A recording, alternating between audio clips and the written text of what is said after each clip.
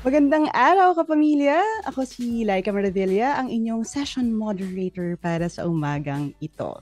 At tulad ni Teacher Michelle sa unang session last week, ako po ay isa ring guro, gaya ninyo. Yun nga lang, online. No? At sa kasalukuyan, ako ay host ng online show ng Knowledge Channel na Knowledge on the Go Trivia Challenge. At isa rin po akong educational content creator. Malugod po akong bumabati sa inyong lahat at masaya po ako na sasamahan ninyo kami ngayong araw. Isang karangalan na maging session moderator ninyo. At again po, malag-init na pagbati sa pangalawang session ng ating Watch, Learn, Teach with Knowledge Channel, an online learning training series for teachers on break ng Knowledge Channel Foundation, brought to us by City Savings Bank. Now, last week ay natuklasan po natin, no, kasama ang ating special guest speaker na si Dr. Portia Padilla, ang paggamit ng Ready, Set, Read at Wikaharian, which are video series that can be used as your learning resource in teaching strategies pagdating po sa reading. Now, this time naman, ang pag-uusapan natin ay ang mga teaching tips sa pagtuturo ng mathematics. Very honored to be with you this morning. At mas malaking karangalan to be in the company ng isa po sa mga dedikadong guro na may malawak na karanasan pagdating sa pagtuturo ng math. Ang ating resource person ngayong umaga ay isang education and mathematics professor saan pa kundi sa Philippine Normal University. Nagsilbi po siya bilang Associate Dean of the Faculty of Science, Technology, and Mathematics mula 2013 hanggang 2020 at head ng Mathematics Department mula 2011 naman hanggang 2013. Sa kasalukuyan, siya ang Dean ng College of Teacher Development. Dalawang termino na rin siyang presidential appointee bilang Mathematics Teachers Representative ng Teacher Education Council mula 2006 hanggang 2014 at naging Probe Fellow in Mathematics sa Queensland University of Technology sa Australia noong 2007. Bukod po rito, siya ay nagsisilbi rin bilang consultant at trainer sa iba't ibang programa sa loob at labas ng bansa. O, diba? World class talaga ang ating resource speaker. At siya rin po ay sumusulat ng mga aklat sa mathematics para sa K to 10. Ngayong araw, tayo ay mapalad na mapakikinggan natin. Opo, tayo po at magno-notes din ako, no? Dililing natin ang kanyang mga pananaw tungkol sa understanding, estimation, and counting. Samahan po ninyo ako, no? Palakpak po tayo kahit sa comment section natin. Samahan niyo po ako na bigyan ng isang mainit na pagbati, si Dr. Gladys Nivera. Hello po, Dr. Nivera! Thank you, Coach Laika. At magandang umaga po sa inyong lahat, lalo na sa ating mga teachers na nakikinig or nanonood sa ating. At sana ay ready na sila sa lesson natin ngayong umaga. Looking at the comments po, Dr. Nivera, mukhang ready na sila. Kaya ilabas na ang mga notebook at pens, teachers, at tayo ay makinig na. All right, so we will be talking about the art of estimating and counting this morning. But first, we are going to play a game. Siyempre, no? Para wag muna tayong diretso doon sa lesson. Let's play a game. Now, can you guess which hand has a coin? Do you think the coin is on the left hand or the right hand? Okay, so karamihan daw ang pinili ay right. Bakit kaya? Okay, sige nga. Tingnan natin kung ano ang tamang sagot. Ayun, tama nga, no? Nasa kanan. Pero meron bang mga humula ng nasa kaliwa? At anong naging basihan para humula na ito ay nasa kanan?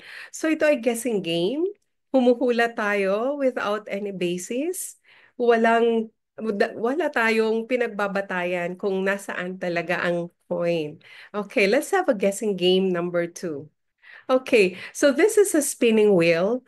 The spinner will stop in any one of the sectors except the purple one. So please choose whether it will stop in blue, white, red, or yellow. Okay, so kung i-spin po natin ng wheel, ay makikita po natin kung saan siya mag-stop. Ayan, umiikot na po. Pwede nyo na pong ilagay ang inyong mga kasagutan, whether it's yellow, white, blue, or red. Okay. Ay, saan siya nag-stop? Parang hindi pa yata dulo yan. Okay. So, mostly red. Bakit dyan siya nag-stop? Hindi po. Oo, sige. Anyway, mukhang hindi pa hudulo yan, pero na-stop na at mukhang purple. So wala po yatang nanalo kasi sinabi kong wala sa purple. Anyway, so dito po sa mga spinning wheel ay tayo ay humuhula again.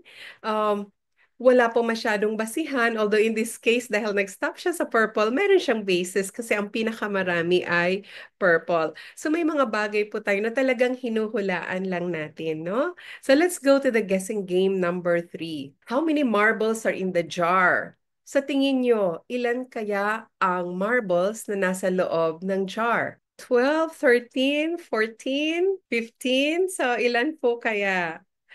Okay. So dahil dito ay may nakikita tayo, meron tayong basihan. So this is actually an example of estimation. We have 12 marbles that are visible to our eyes, but we know that there are marbles that we cannot see. No? So, pwede tayo mag-umpisa 12 ang nakikita, pero maaaring siguro mga 14, 15, depende kasi 16 kung ilan ang marbles na hindi nakikita. So now this is part of estimation. Can we have another guessing game? Okay, panghuli na po ito. How many candies are in the jar? Ayan, marami na sila, ano? Paano nyo kaya i-estimate kung ilan ang candies na nasa loob ng jar? Around 70 daw. 70 kaya? Or 100? Okay. So may paraan ano sa pag-estimate. Ano ba ang estimation? Estimation is guessing intelligently. So it is an intelligent guess, meaning we don't guess blindly. We have some basis. So siguro kung ako sa akin to ibigay, titingnan ko ang puwet ng jar, yung bottom. Titingnan ko kung ilang candies ang nasa loob ng ang nasa pinakailalim nito, yung mabibilang ko. Because that would be like the area, no? And then, imo-multiply ko siya kung mga ilang layers meron. So, kung may candy sa ilalim na let's say ay 20, or hindi lang siguro, baka mga 30 yan, 40, 30. Kung 30, imo-multiply ko kung ilang layers. Kung 5 yan, or 6, that will be 180 or something like that, ano? So meron tayong basis pag tayo ay nag-estimate. This morning, we're going to discuss the importance of estimation and counting in real life. We will explore classroom-ready strategies and engage in interactive estimation and counting activities. So why does estimation matter? We have a lot of real-world applications for estimation, and I will show you in a little while.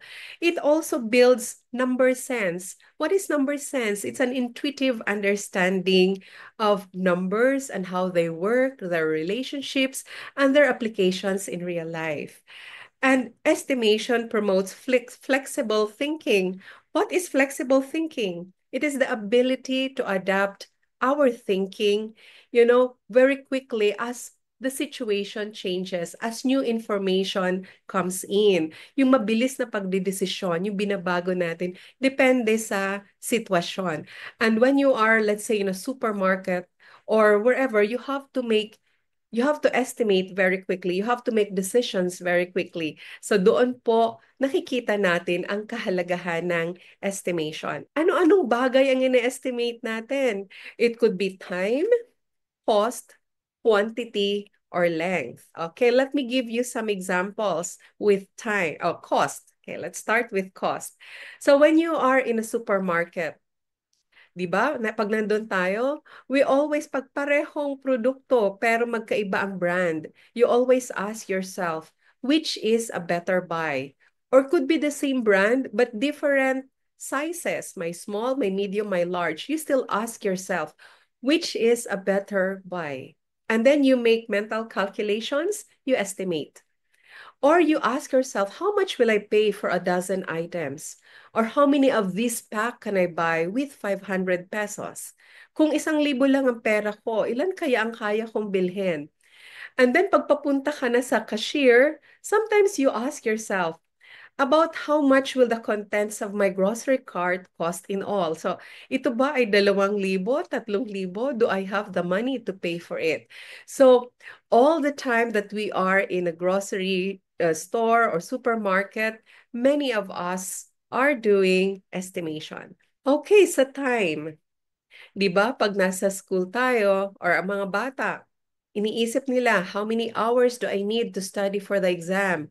For teachers, you ask yourself, how many hours do I need to check these papers, set of papers? Or how many hours do I need to prepare my lesson? How much time do I need to get ready for school? Does it take you 1 hour, 30 minutes? Tapos ina-adjust natin, di ba, kung anong oras tayo gigising.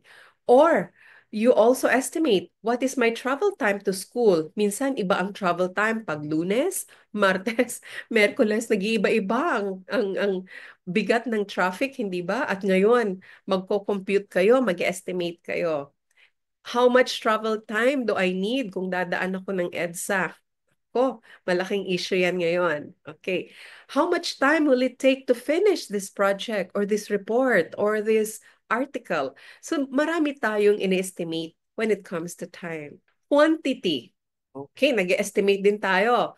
Kung nagpaparenovate ka ng bahay, nagpapagawa ng bahay, how many pieces of lumber and gallons of paint will I use? How many kilograms of nails do I need? Can you really compute this, accurately? Mahirap. Kaya kadalasan tayo ay nag-e-estimate lang. Okay, how many truckloads of sand should I order? How many tiles are needed for the wall? May mga bagay talagang mahirap natin makompute, accurately. So accuracy or precision are not the most important things here. We need to estimate properly. Length. Okay. Madalas din tayo nag-estimate ng length or distance. Like, kung mag-holiday kayo, you try to ask, how far is the beach from the house? Or how far is the airport from the house? Or kung nandun kayo sa National Bookstore or any other bookstore, minsan pag bibili kayo ng pencil case, you have to estimate, will my pens and pencils fit in this pencil case? Or how wide is our classroom? How many chairs can fit in there and sit students comfortably? Or when you're wrapping a gift, you ask yourself, how much ribbon do I need? So nakikita nyo ngayon, maraming bagay ang pinaggagamitan ng estimation. And we do it on a regular basis, on a daily basis. So ito ay tinanong ko sa ating pretest, sa tingin ko, no? Types of estimation. Kasi maaaring bago ito sa ating paningin. Okay, we can have numerosity estimation, measurement estimation, and computational estimation. Siguro hindi lahat ay nakakaalam sa mga types of estimation, no? Kasi parang hindi naman ito itinuturo sa ating mga libro or sa ating paaralan. Although, pag makita nyo mamaya, yun pala yun, ginagawa na rin naman pala namin. Hindi lang namin nalilabel. So again, numerosity, measurement, at computational. Okay, so tingnan natin kung ano ang numerosity estimation. So numerosity in general terms refers to the capacity to perceive and understand quantities, often without explicitly counting. So yung nakikita mo, na-estimate mo ang dami ng isang bagay nang hindi mo binibilang isa-isa. So activities would include counting, comparing and ordering, and subitizing. So kaya nyo bang i-estimate kung ilang tao ang nakikita nyo sa slide na ito? Ayan, saan-saan natin ginagamit ang numerosity? Hindi ba pagka nagbibilang tayo ng crowd size, nag-estimate tayo ng crowd size, pag may rally o kaya may concert, is it possible to really count everyone inside the stadium or on the roads pag during rallies sa EDSA or dito sa Ayala. Okay, hindi. So, papaano nabibilang ang mga tao doon? So, titingnan natin without counting. Ito yung tinatawag na numerosity estimation. Paano ko kaya ito mabibilang nang hindi ko sila iisa-isahin? So, ang isang paraan dyan ay sinisection natin yung picture, no? So, sa isang square unit, ilan ang tao doon? So, ilang square units meron dyan? And then you multiply it. So, may iba-iba tayong paraan ng pag-estimate ng crowd size. Okay, at sana ito ay nagpa-practice din tayo sa ating mga classrooms na magbilang. Okay, this is measurement estimation. Okay, about how far apart are the coconut trees? Napapansin natin ang mga bata, hindi nila alam mag-estimate ng distance. Pag tinanong mo kasi ang mga Filipinos generally, gaano po kalayo ang aking pupuntahan? Kung kunyari sabihin mo, naghahanap po ako ng church. Gaano po kalayo from here? Ano mga isasagot sa'yo? Ay, dyan lang, malapit lang. O dyan lang sa unahan, pag makita mo, mayroon ka makikitang um, drugstore, kumanan ka, tapos may makikita kang gasoline station, kumaliwa ka. 'Di ba? Ganoon tayo magbigay um, ng ating directions, which is um, it is not accurate or hindi siya hindi siya gumagamit talaga ng units. Okay, pag nagpupunta tayo sa abroad, paano sila magbigay ng directions? Go down 500 meters, then you turn right, and then you walk 30 meters, you will find it to your left, or something like that. Meron silang numbers, quantities. Sa atin, we focus on landmarks at kung ilang kanto, ganun ang nagiging bilangan. Kaya hindi tayo kagalingan sa estimation at sa math. Na mahina ang ating number sense pagdating dito. At sana ito po ang i-develop natin sa ating mga classrooms. So for instance, pag tiningnan natin yung dalawang puno na ito, iisipin natin, may mahihigang tao dyan. So it could be, hindi yan less than 1 meter yung hamak, no? Mga 2 meters. Pero may mga tali pa, so baka mga 3 meters ito or 4 meters. So that would be a good estimate of the distance between these two coconut trees. Okay, so tingnan natin ito. Actually, sa numerosity pa rin ito, no? About how many frogs do you see in the pond? Mhm. Kaya nyo bang sabihin ng mabilisan kung ilan ang frogs dyan without actually counting? So, I wish no nakakausap ko kayo para marinig ko sana kung ano ang inyong mga strategies or techniques sa pagkuha ng bilang ng mga frogs. Pero kung ako ito, titingnan ko, 5 sa unang row, dito sa baba, 6, pero yung iba, 8. Siguro gamitin ko mga 7. Tapos, dahil 4 yan sila, 7 times 4, 28. Siguro mga 28 yan. So, yun ang aking estimate. Kasi may basis, no? May basis tayo. Hindi ito panghuhula. This is an intelligent guess. Okay, so mga 7 times 4, mga 28. At when I actually counted the frogs, parang nasa 27. Ayun. So, malapit naman ang aking estimate doon sa actual number. Okay, so again, that is numerosity. Okay, sa measurement estimation tayo ulit. About how many liters can each container hold? So nakikita nyo itong bote na pinaglalagyan ng gasoline. Sa tingin nyo mga ilang litro ito? Ito ba ay kayang i-estimate ng mga bata? So siguro kung estimate 1 litro ba yan? So maaring hindi, mukhang mas marami. Baka mga 2 liters, no? Or siguro 2.5.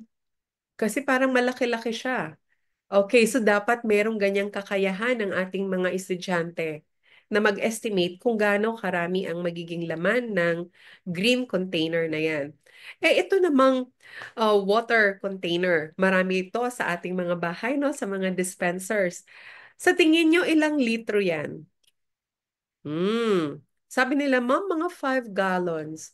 So mga ilan ang 5 gallons? Alam nyo ba kung gaano karaming tubig ang nasa 1 galon? Alam niyo ba kung gaano karami ang tubig sa isang pitchel? or sa isang baso. So dapat ito ay automatic na naiisip ng mga bata. Ang isang baso pala mga nasa 200 ml. Kung malaki-laking baso, mga 300 ml. Okay. Yung pitchel, ilan kaya yan? So mga 1 litro, kung maliit-liit, yung mga ganon. So dapat ito naiisip ng ating mga estudyante. Hindi yung pag tinanong mo, anong estimate mo, ilan ang laman yan, ilang litro, ay nakangangalang, hindi nila alam kung papaano estimate gaano karami 1 litro, 2 litro, or 3 litro. So ito sigurong ating water container ay mga ilan kaya ang inyong hula. Sana ay nababasa ko ang inyong mga sagot, no? Pero sa ngayon ay hindi. Siguro mga sa tansya ko, mga nasa 18 to 20 liters ito. Ano ang ginagawa ko sa klase ko minsan, pag nagtuturo ako ng estimation, sa measurement? Minsan nandun kami sa labas, maaring sa hallway or doon sa grassland siya or sa basketball court. Gagawa kayo ng starting line. And then sabihin nyo, okay, so may 5 estudyante, for instance, pwedeng 10. Hilera nyo sila dyan and then you ask them to walk to a distance of 20 meters without going over, maybe, no? So, maglalakad sila kung hanggang saan ang tansya nila na distansyang 20 meters. Tingnan nyo kung naiintindihan nila gaano ba kalayo ang 20 meters. And then, susukatin, lalagyan natin ng mga coin ang dulo ng kanilang mga sapatos. And then, susukatin natin nasaan ang 20 meters para ma-realize ng mga bata, ganyan pala kalayo ang 20 meters. Ayun, so pwede talaga tayong mag-guessing game. Pwede nyo rin tanungin ang mga bata, gaano kataas ang kesame ng ating classroom? Ilang metro kaya yan? So pwede itong group work, maghuhula sila, tapos competition, and then kukunin nyo yung actual na distance para po meron silang intuitive understanding of distance. Kayo po ba, kaya nyo bang sabihin kung gaano kalayo ang 50 meters? 100 meters, 1 kilometer. Meron po ba kayong understanding kung gaano kalayo yon? Sa tingin ninyo, gaano kalayo ang bahay nyo from school? Kaya nyo bang estimate yon? Okay, so let's go to the next slide. Noong unang panahon, may isang magaling gumawa ng puppet. Maraming siyang nagawang puppet. Pero walang bumibili ng kanyang puppet. Kaya laging siyang gipet. Tinawag tuloy siyang Gipeto. Hay, wala pa rin ako nabibentang puppets. Gumawa na lang kaya ako ng video games. Puppet Dash? Angry Puppets? Puppets versus Zombies? Ang tangi niyang kaligayahan ay ang puppet niyang si Pinoy Kya, ang Pinoy na Pinokyo. Isang araw,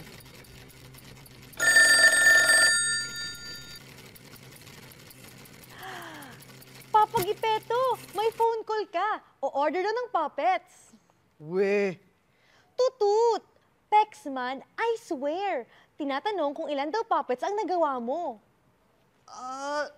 sabihin mo mga 23,165.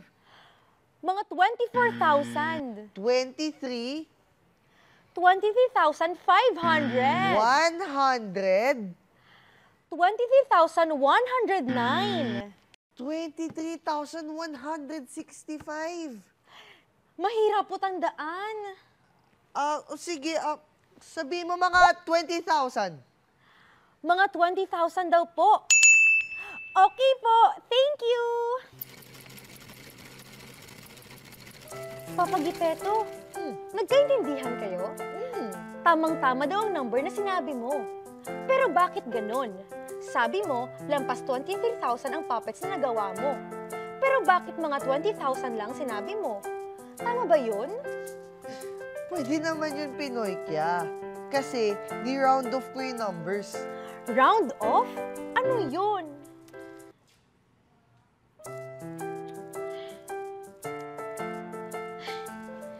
Bakit nagkaganon?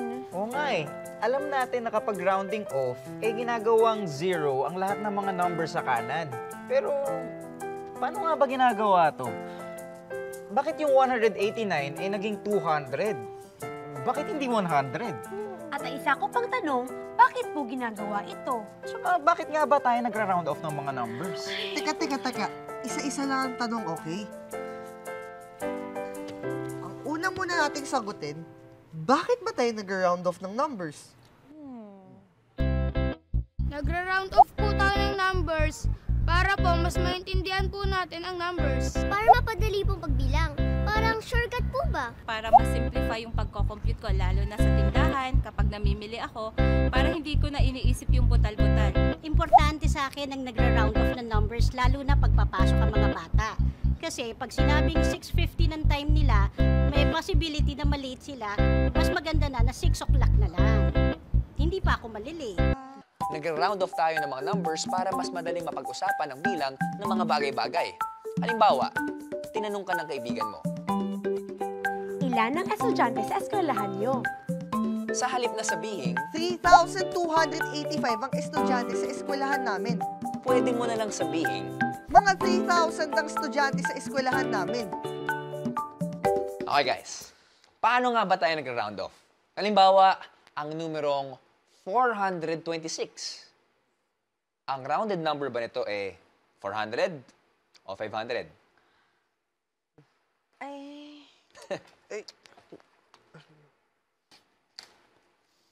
Ayan. Baka makatulong sa atin kung iisipin natin na ang mga numerong ito nasa isang bundok. Ang isang dulo ay 400 at ang kabila naman ay 500. Ang tuktok ng bundok ay ang panggitnang number ng 450. Ang 426 ay nasa pagitan ng 420 at 430. Narito ang 426. Isipin natin na ang number ay isang bolang umaakyat sa bundok. Sa palagay nyo, bakit ang rounded number ng 426 ay 400 at hindi 500? Dahil mas malapit ang 426 sa 400. Tama! Paano kung 480?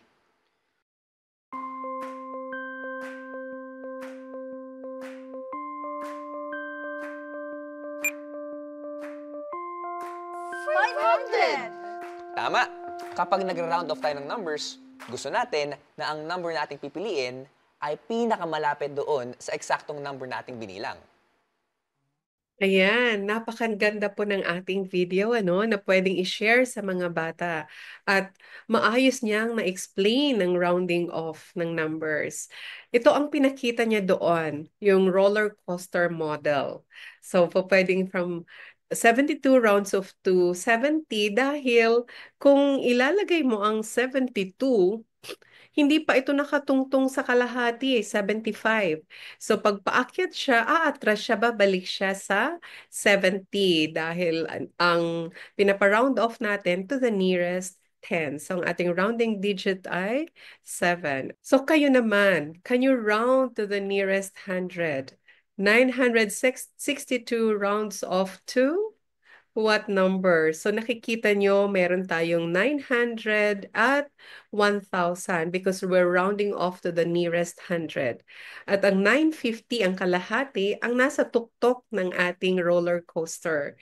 Nasaan po kaya ang ating 962? Nasa kaliwa o nasa kanan?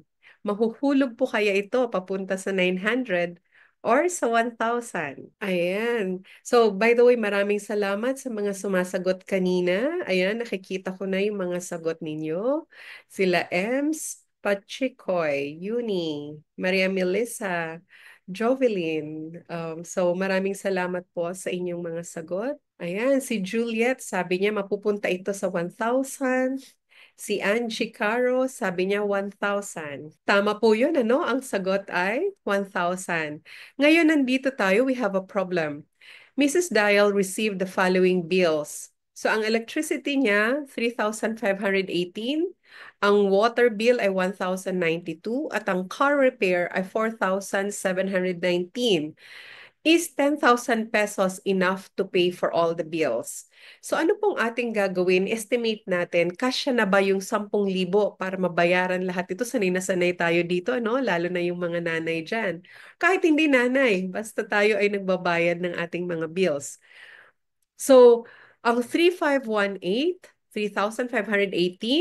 will round up to 4,000, no? Dahil 518 na siya, lampas na siya sa tuktok, pupunta na po siya sa 4,000. Ang 1,092 ay bababa po siya, hindi po siya nakarating sa kalahati na 1,500, kaya ito po ay babalik sa 1,000. At ang 4,719 ay mapupunta sa 5,000. At nandito po naman ang ating mga rules sa rounding digit. Pareho din ito ng napanood nyo po sa video. So ngayon, pag kinuha po natin ang total ng mga ating estimates, we will get 10,000. So roughly, yes, kakasya po ang ating pera. Pwede po tayong gumamit ng subitizing. Ano po ang subitizing? Siguro sa marami sa atin, bago sa pandinig natin ito. This is the ability to instantly perceive and recognize the number of objects in a small set without counting them. So earlier po, nagkaroon na tayo actually ng subitizing activities. Let's go to the next slide. Tingnan po natin kung ano pa ang pwede natin gawin. Okay. Example, how many circles are there? We can have these activities with our pupils. How many circles are there? Kaya ba nilang i-estimate ang bilang ng mga bilog dito without having to count? So, maaari pong tingnan nila by column. So, sa isang column, 1, 2, 3, 4. Tapos, titingnan nila mga ilan kaya horizontal, yung rows and columns. So, titingnan po nila. So, pwede po kayong by section, hatiin nyo siya sa 6, maybe by squares, and count the number of circles in a square. So ito po ang tinatawag, isa po ito na nagde-develop sa atin ng numerosity using the subitizing activities. Okay po? So sana po ay madalas tayong magbibigay ng mga ganito sa ating mga estudyante just to develop their estimation skills. Kasi meron po itong mga paraan kung paano natin mabibigay ang estimate without having to count the number of circles. Ito naman po ang tinatawag nating double strategy. Gumagamit po tayo ng domino cards, okay? Pero foldable. So for example, sinasanay po natin dapat ang mga bata na pag nakita nila, let's say, ang 1, naka-fold po. If pwede niyong i-fold, kunyari 1, what is the double of 1? 2. Pagka naman 2, what is the double? 4. So makikita, isasanayin po natin sila, tsaka po natin ipapakita yung nakatagong half ng ating domino card. So ito po ay pinapractice sa mga bata, the double strategy. Okay, para isang tingin pa lang nila, 3 rows, 3 columns, 9 yan. Ano ang double ng 9? 18.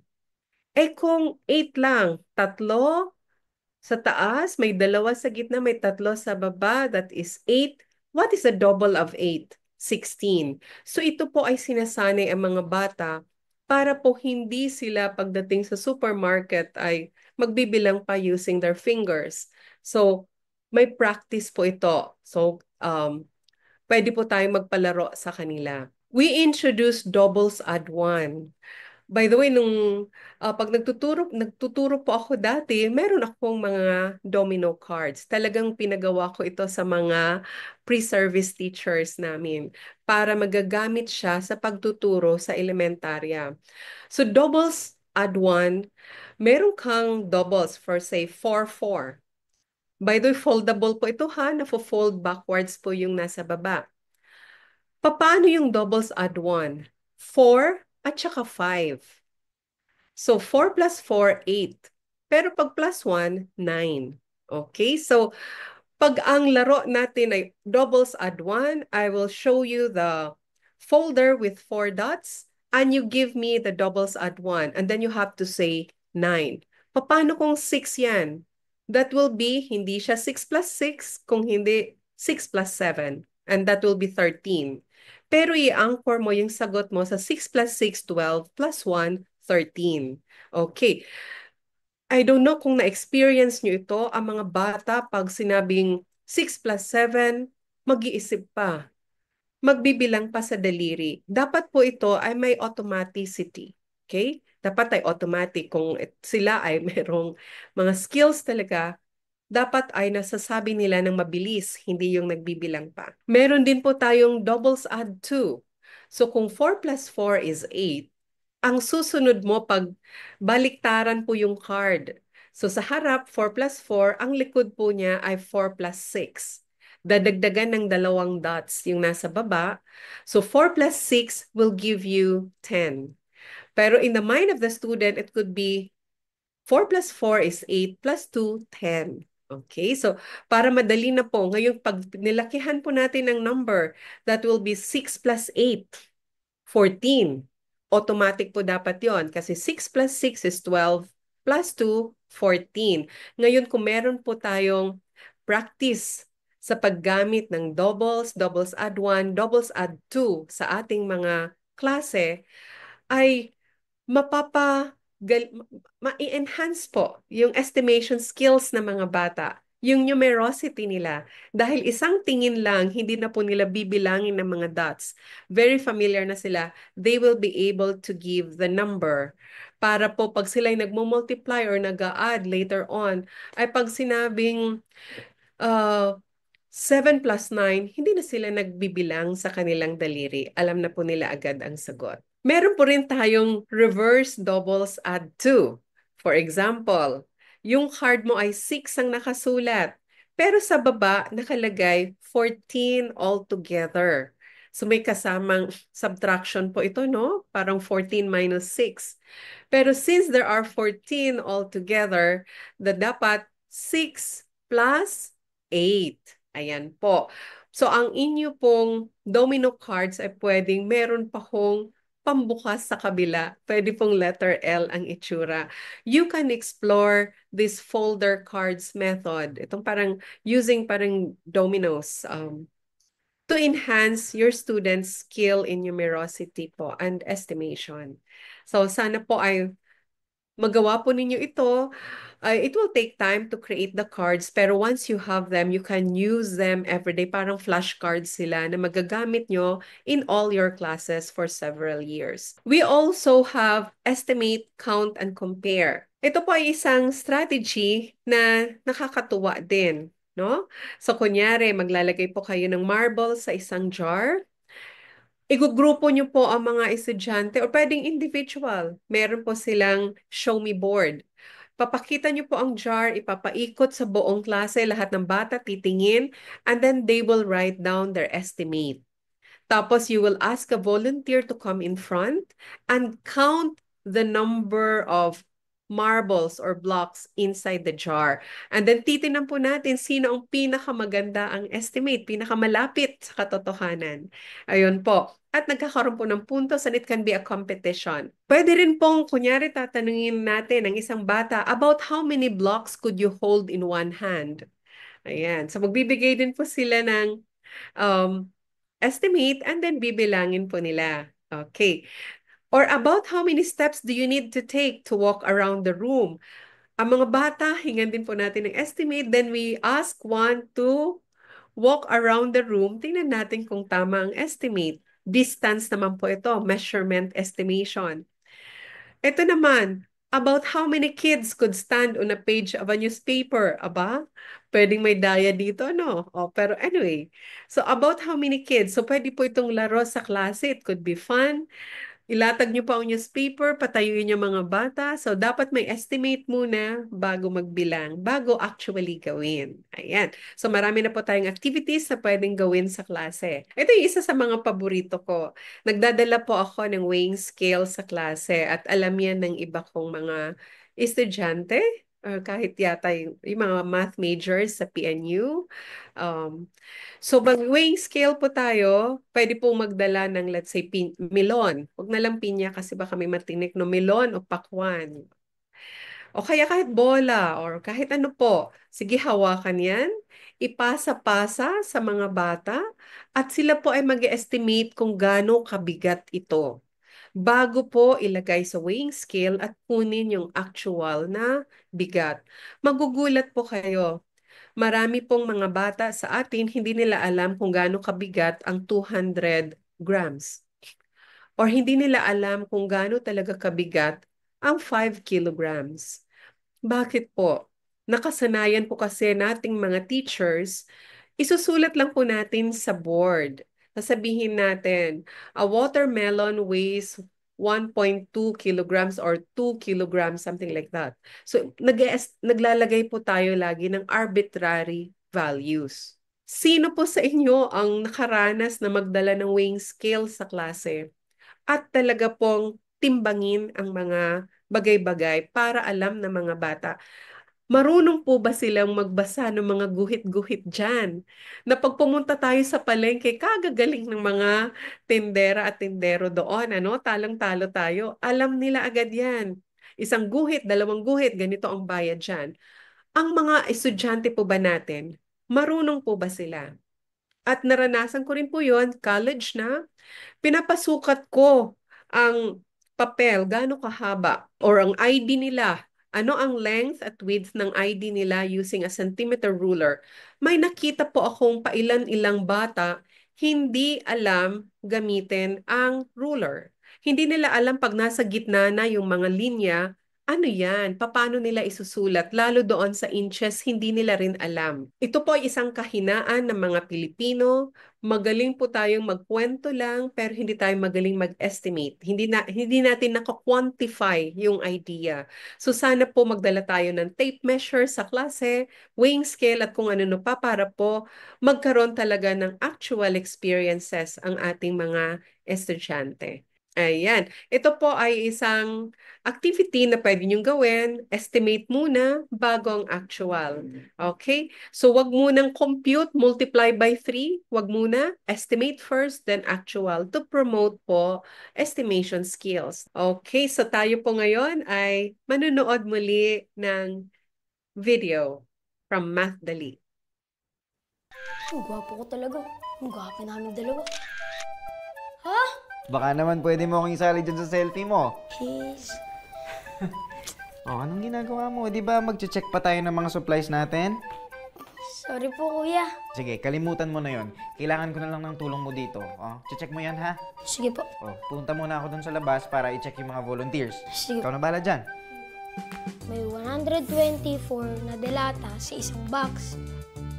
Eh, merong 16 boxes. So, bali... dami naman. Solve ko na nga lang. So, kamusta naman yung mga supply natin? Kuya, nagko-compute pa po ako. Ko-compute? Oh, sige, tulungan na kita. Sige po. So, meron tayong 124 na lata at 16 boxes. So, meron tayong 2,000 na canned goods. Ha? Ang bilis mo naman, kuya. Mabilis ba yun? Parang ganito. O, parang ganun. Pag ganun-ganun ka pa, ha? Opo. O, sige. Pagpatuloy mo lang yung pagsusolve mo at ipapaliwanag ko rin sa yung sagot ko mamaya. Okay? Sige po. Sige. Okay. 124 times 16. 6 times 4 is 24. 6 times 2 is 12. Plus 2 is 14. 6 times 1 is 6. Plus 1 is 7. 1 times 4 is 4. 1 times 2 is 2. 1 times 1 is 1. Bring down 4. 4 plus 4 is 8. 7 plus 2 is 9. Bring down 1. Aha! 1,984. Ganyan karaming canned goods ang meron po tayo.